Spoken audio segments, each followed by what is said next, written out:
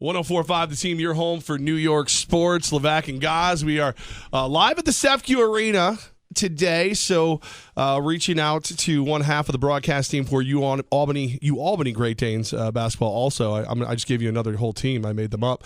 Put it right on my resume. I'm also with the Zach By with us. Zach, would you call tonight a must-win? No, I don't think so. I think that phrase is overused. Yeah, of course. I mean, this is eerie. I mean, it just feels eerie. Okay. Because I don't like that you said that. Albany played Hartford twice last year and whacked them both times. But the second time they played them was the last game of the regular season when it was like a 16-point win. The place was filled. Then they played them 72 hours later. Hartford upsets them. Now, this year, they go to Hartford, they whack them. It happens to be the last game of the regular season again in Albany, which Will Brown, kind of reading through his decoded message in the postgame, was not very happy that the league did that again. Put Hartford at Albany, last game of the regular season. They whack them 80-62. But now, 96 hours later, you have to play them again. So it's like a deja vu type of thing. Of course, you look at the two teams and say, yeah, of course, Albany should win, but we did the same thing last year. I mean, it was like a 10-point spread. Vegas starts putting spreads on mid-major games on every conference during the conference season. So, like, during the year, Albany plays Hartford, you won't find a spread. Tonight, you'll find a spread. Last year, it was a double-digit spread, and Albany was down double figures at the break. I mean, Hartford hit 12 threes. It was just like one of these crazy, fluky, absurd games when you say 9 out of 10 times, Albany wins, but it was that one time and they got caught. And it just feels weird again that it's the same scenario. Let me go with another sports cliche. Is it because Hartford in this one and done scenario has nothing to lose and the pressure's not on them? You know what, guys? I mean, things become cliche because they're constantly true. And when you think of this Hartford team, that's the way that they're going to play tonight. They know they're going to be a double-digit dog again. I mean, they're going to come in there and let it fly. And the thing that Hartford does as a culture in their program is they shoot a ton of threes. Hartford has taken over 250 more threes than Albany this season. Think about that. 250? Have taken 250 What are they, the Golden State Warriors? Well, that's the way that they play. They want to get up and down. They shoot a ton of threes. It was the same thing last year. They didn't make a lot of them, except for that one game. And they hit 7 of them in the first half. And you're going, oh, my God, what is happening? It feels like the sky is falling. Could that happen again? It absolutely could, because it's the same style of play. Granted, they don't have some of the same pieces. Neither does Albany. Albany graduated 3 all-conference players last year. So it's, I'm not expecting like an Albany rout. Wouldn't shock me if it happened. But I think this is going to be a close game because it's the conference tournament where all bets are off. Now, is this a situation where, a Joe Cremo was there last year, saw this thing go down? Is he, because he's the kind of player, he's going to walk into everybody else and go, don't take this game lightly. This is not who we played a couple nights ago. This is a brand new team. This is what they did to us last year. And could that be the difference this year? Levack, 100%. And Cremo's not a guy that I think this week you want to be around because one of the nature of the situation, but also the all-conference teams came out. And he was the last player left off first conference. He was the first name on second conference. And I think anyone who knows the league would agree he was a top 5 player in the league. He's just not in a good mood. So it's going to be interesting. But at the same time, David Nichols, his sister passed away 96 hours ago. Oh, my goodness. He's been in Chicago since right after their game. So he hasn't been practicing with the team. And you would hope for him, he looks at basketball as a refuge tonight.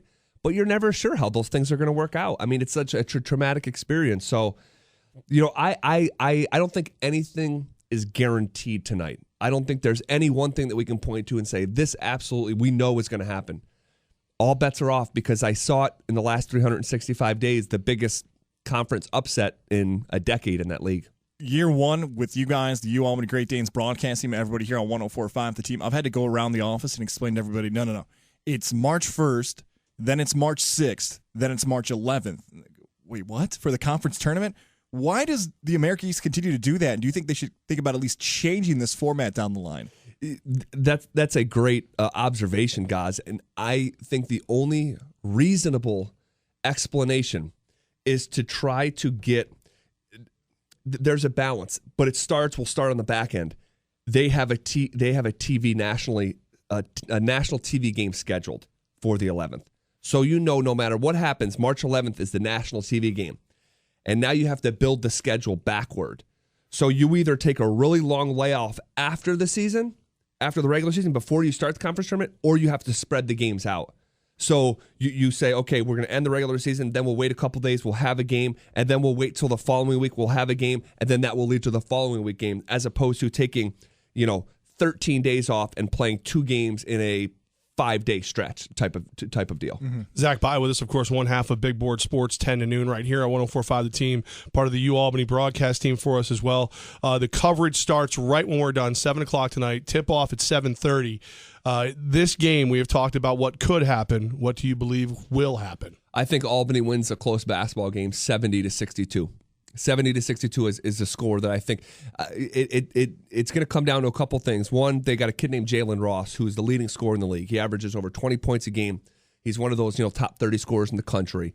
If he has a tough game, then Hartford typically struggles. When he feels comfortable and can go off, they're much better. And then also they need to slow down. There's this big 6'10" center named Hassan Atiyah from Egypt. There's only one like him in the league. He's not a dominant scoring force, but he is a player like Albany doesn't have. If you can keep those two guys at bay, I think that just fundamentally Albany has better players. I think the Danes have better talent, and I think that Albany will win the game. But again, you can't, if you're those guys, you can't let the moment. No cruise control. No, you can't let the moment be bigger than your wherewithal as a player in those moments. So for guys like Cremo and Nichols, I think they both go 18 points and above. I think Albany out-rebounds them legitimately, and I think that they win by 8, I'll say. Let's get another big question out there. What is going to be the food set up in the media section tonight? I'll tell you what. Albany does a good job with the media food. You get chicken wings, boneless, pizza, and subs. So it's a really nice spread that they do. Ooh. Every Division I team that I've ever experienced gives media food, except for one, Vermont. Bring money. You would think all the success that they have, longest winning streak in the country, they make you buy this local chili if you want to eat. And I just wanted to get that out there publicly. Shame on the Catamounts. But yeah, you guys are going to eat really good tonight. If there was ever a reason to paint someone as a villain, it just happened. Lack of food. Lack of food. I just love it. Like when you listen to, like obviously you know us, Zach, but like listening to the show, would you ever guess that I'm the fat one? Like every question this one asks is about like literally like we're doing the mac and cheese fest at the end of the week. Wait till his metabolism slows down. Gaz is still mid-20s. But he's like, don't ask Gaz if he wants a 2X shirt. He will like give you the dirtiest. Like you could talk like, about don't it. Disrespect Oh my me. God, I think you could talk about his mom before you could offer him a 2X shirt. Yeah, we're going to take care of you guys. And they give you a big platter of chocolate chip cookies. Yo, I don't need all that. Chocolate chip cookies are all you guys. I'm going to go ahead and stick with. I'll do all the research boneless. I need to tonight. All the research I need to. Don't act like you're paying attention to the game. All right, so have a good call. Thanks, guys. Thanks for helping us out with this, man. Enjoy the game, man. It should be a great atmosphere. It always is at FQ, especially tournament time, man. So probably still, it's time to still get here. Some tickets still available. Yep. Don't miss this. It's you want to see tournament basketball with a bunch of kids and fans going crazy. This is the place. Awesome.